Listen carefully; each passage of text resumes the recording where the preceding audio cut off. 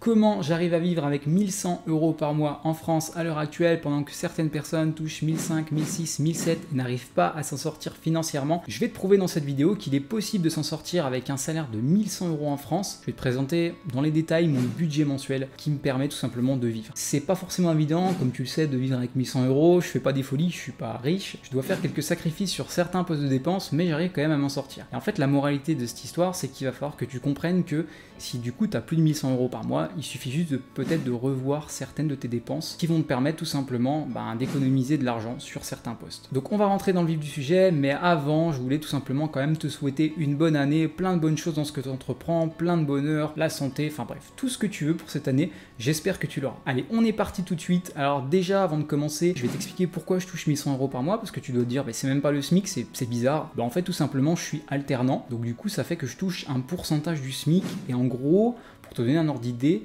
je touche 1100 € par mois de moyenne par mois. Je vais te montrer pour te prouver mon salaire du mois de novembre, si je dis pas de bêtises, qui était de 1076 €. Sachant que, comme je l'ai dit au début, le SMIC est à 1004, et même avec le SMIC, tu as des personnes qui ne s'en sortent pas. Et c'est pas forcément évident, effectivement. Si tu es un brin dépensier, ça va être compliqué. Alors je vais te lister en fait mes postes de dépenses au fil du temps dans cette vidéo, tout simplement par ordre décroissant de dépenses, donc là où je dépense le plus, et à la fin je te montrerai tout simplement mon budget total. Alors on est parti avec le premier poste de dépense qui est le loyer. Il faut savoir que le loyer, je suis dans une région où les locations sont hors de prix. Je paye 800 € par mois de loyer pour un 40 mètres carrés. Il faut diviser par deux, tout simplement parce que je suis avec ma copine, donc du coup je paye que 400 € par mois, mais 400 € par mois sur un budget de 1100 €, t'enlèves déjà 400, ça fait 700 € de reste à vivre, rien que en enlevant le loyer, t'as même pas mangé encore. Donc voilà, c'est pour ça que c'est un peu chaud quand même niveau budget. Ensuite, le deuxième poste de dépense le plus important, ça va être au niveau de la nourriture. Donc là, j'essaye de budgétiser à hauteur de 200 € par mois.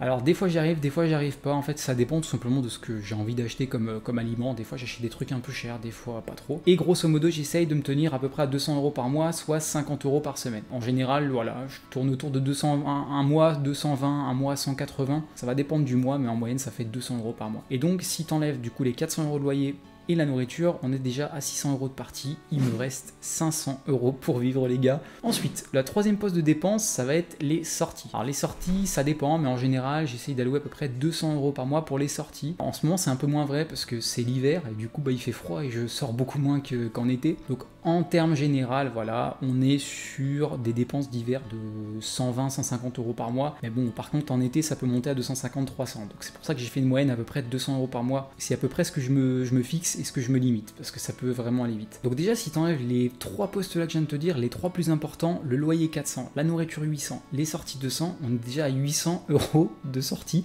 Donc en gros, il me reste 300 €. 300 € pour payer encore pas mal de choses finalement. Alors la quatrième dépense, ça va être l'électricité à hauteur de 70 € par mois. Alors je sais, c'est pas énorme, mais après on est dans un 40 mètres carrés et il est bien isolé. Donc on n'a pas forcément besoin de chauffer des masses. Sachant qu'en plus on a une clim réversible, donc c'est économique quoi. Donc voilà, grosso modo 70 € par mois d'électricité. Et tu verras que dans cette liste, je ne t'ai pas mis la facture d'internet, la box, tout simplement parce qu'en fait c'est moi qui prends l'électricité à ma charge complète. Et donc du coup ma copine elle prend la box à sa charge complète. Donc en fait je paye pas la box mais je paye l'électricité. Donc là on est déjà sur une dépense de 870 au total, donc il va me rester 230 € pour vivre, si je dis pas de bêtises, ouais c'est ça, 230 €. Donc il va me rester quelques postes de dépenses, à savoir l'essence, donc 60 € par mois. Alors là tu vas dire c'est rien du tout, effectivement c'est que dalle. Après il faut savoir que je suis en alternance, mes cours sont chez moi. Forcément, les semaines où j'ai école, je dépense pas d'essence puisque du coup mes cours sont à distance chez moi, donc j'ai pas besoin de prendre la voiture. Et en plus de ça, l'entreprise où je travaille est à 5 km de chez moi. Donc en gros, grosso modo, je fais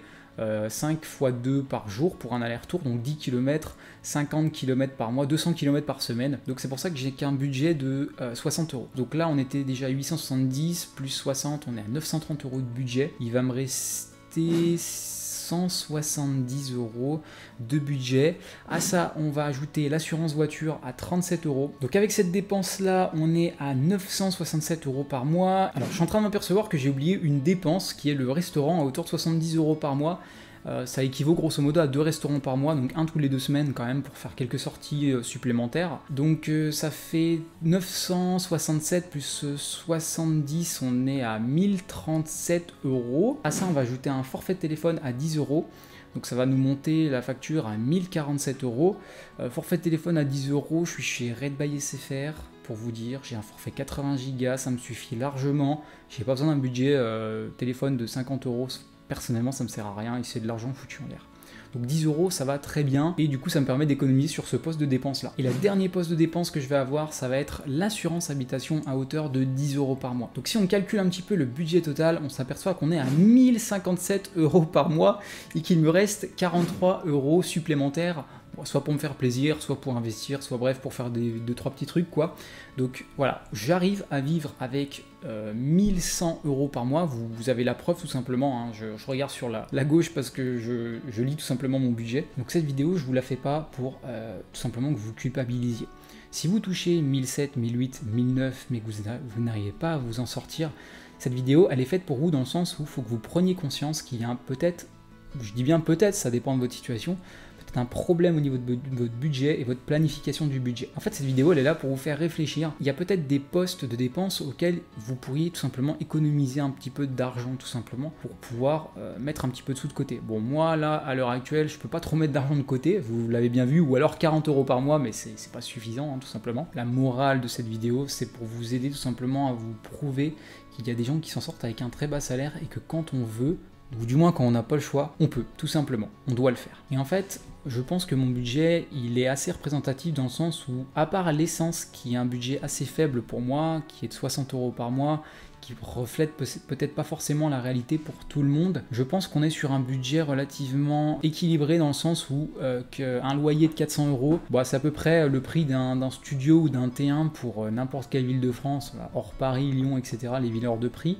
Sachant qu'en plus, je ne touche pas d'aide d'APL ni quoi que ce soit, puisque je vis avec ma copine et qu'elle a un relativement bon salaire. Donc c'est vraiment 400 euros que je débourse de ma poche sans aide. Donc 400 euros c'est correct. Nourriture 200 euros c'est peut-être un petit peu faible, mais après c'est pareil, hein, si vous pouvez pas forcément mettre d'argent de côté, peut-être qu'il faut diminuer un petit peu tout simplement votre budget alimentaire. Peut-être que vous dépensez un petit peu trop dans le budget alimentaire, hein, c'est pas impossible. Je sais qu'il y a l'inflation qui est à 6-7% par an en ce moment, mais c'est pas une raison non plus pour dépenser 800 euros de nourriture par mois. Les sorties 200 euros plus 70 euros de restaurant, donc on est à 270 euros de sortie au total. Je trouve que c'est largement honnête et c'est bien représentatif de la réalité. C'est peut-être même beaucoup par mois, 270 euros de sortie. Encore une fois, ça dépend de votre profil. Alors assurance voiture 37 euros, je trouve que c'est correct aussi. Si t'as pas une Audi RS3 à 20 ans, t'as pas à payer 250 euros d'assurance par mois. Forfait téléphone 10 euros, bah là c'est pareil, hein, c'est si t'as un forfait de 50 euros par mois, à toi de voir si t'en as vraiment l'utilité et si c'est obligatoire. Si t'es un TikToker qui gagne sa vie sur internet, effectivement il te faudra peut-être un forfait de 50 euros par mois avec un iPhone à 1005. Si t'es pas TikToker ou si c'est juste pour t'amuser, est-ce que t'as besoin vraiment d'un forfait à 50 euros? Ça, c'est toi qui vois. Donc voilà, cette vidéo pour te montrer un petit peu que j'arrive à vivre avec moins que le SMIC en France. C'est possible de s'en sortir. Effectivement, par contre, je fais pas des folies comme je vous l'ai dit. Je vous le redis, c'est vraiment important que vous compreniez ça. Si vous n'avez pas le choix de réduire votre budget, ou si vous n'arrivez pas à vous en sortir avec 1007, 1008, 1009, posez-vous les bonnes questions de savoir si, où part votre argent tout déjà. Est-ce que vous gérez bien votre argent? C'est vraiment une question importante. Et à partir de ce moment-là, si vous reprenez vos finances en main, si vous apprenez à gérer votre argent, vous pouvez vivre avec n'importe quel montant. Bon. Sauf si tu commences à toucher des 500-600 euros effectivement, mais si tu commences à avoir 1002, 1003, 1004, tu peux t'en sortir. La preuve en est dans cette vidéo. Si cette vidéo t'a plu, je t'invite tout simplement à t'abonner, à laisser un pouce bleu, et si tu as la moindre question concernant mon budget, concernant comment j'arrive tout simplement à économiser sur certains points, n'hésite pas à me faire un petit commentaire et moi je te répondrai avec plaisir, il n'y a pas de souci. On se retrouve très vite, c'était Quentin, salut!